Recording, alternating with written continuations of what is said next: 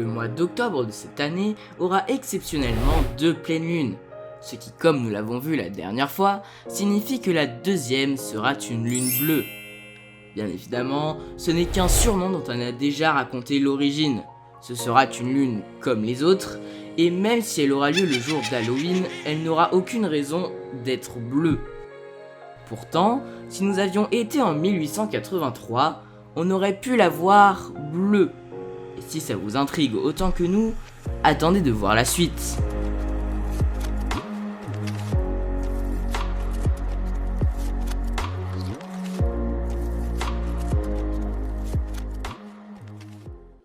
Le 26 août 1883, le Krakatoa, un volcan indonésien, entre en éruption et ce pendant 2 jours.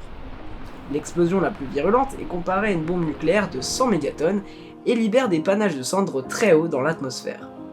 Elle est entendue à travers l'océan Indien et jusqu'à l'île Rodrigue, située à plus de 4600 km du volcan, et devient le bruit le plus fort de l'histoire.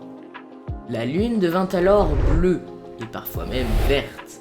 Ce fut aussi le cas du soleil, et ses couchers étaient d'un rouge si vif qu'à des endroits comme New York, des pompiers furent appelés pour éteindre ce que les gens avaient pris pour de violents incendies. Ces phénomènes persistèrent plusieurs années après l'éruption.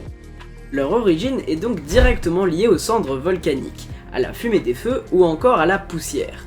Lorsque ces particules sont assez fines, elles peuvent filtrer la lumière grâce à un phénomène dont nous avons déjà parlé la dernière fois, la dispersion de Rayleigh.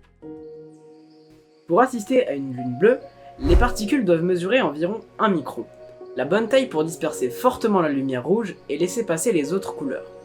Ainsi, quand les rayons lumineux reflétés par la lune passent au travers des nuages de cendres, ils apparaissent bleus et parfois même verts. Certaines particules peuvent aussi être plus petites qu'un micron, celles-ci auront tendance à disperser la lumière bleue et la lune apparaîtra alors rouge. Dans tous les cas, la pleine lune de ce 31 octobre, malgré son surnom de lune bleue, sera probablement d'un gris nacré.